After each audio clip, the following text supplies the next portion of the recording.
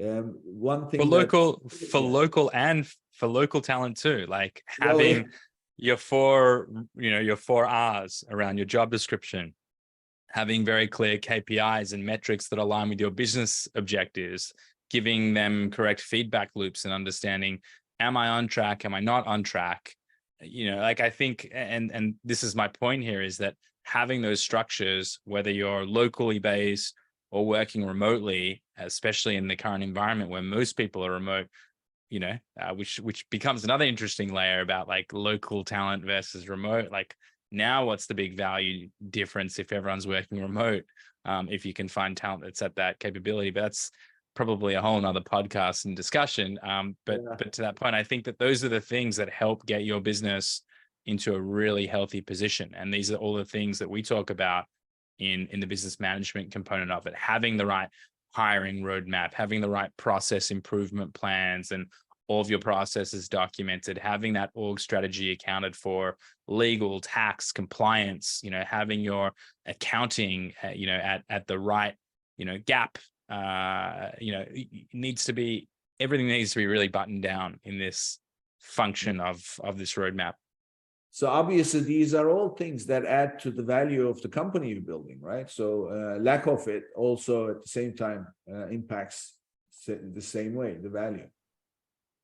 Absolutely. I mean, we see through our consulting practice and how we even got into South Cole is that the buyer pool expands when you have very clearly documented SOPs, and the multiple often goes up as a result of it because there's more people bidding on it.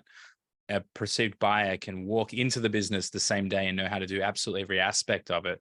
So of course it's going to add more value. If you have your accountability chart with everyone's key performance, everyone becomes switch in, switch out when you put those two things together. So I can literally lose, hopefully not, but I could lose half my team tomorrow. And all of a sudden I know what the role I'm hiring for. I need to bring that person in. They understand what they need to do. Onboarding is accounted for, reduces my time in the business, and, it becomes plug and play would be probably a little bit too far a stretch. And it's not exactly at that level, but it becomes way more digestible. Yeah, exactly. Yeah. I mean, I can speak from experience that the first time I started outsourcing to offshore people, I had nothing. And by the way, the best way to build all those materials and the procedures and everything is by simply documenting as you do it, right? It's not like homework. Okay, I'm going to go do this now. But as you bring people on and just take the time and document everything, record the training videos or whatever, as you're training them, record the videos and then write up the procedures. We've got a couple of episodes talking about how to build that infrastructure. So it's a world of its own. So it has a lot of.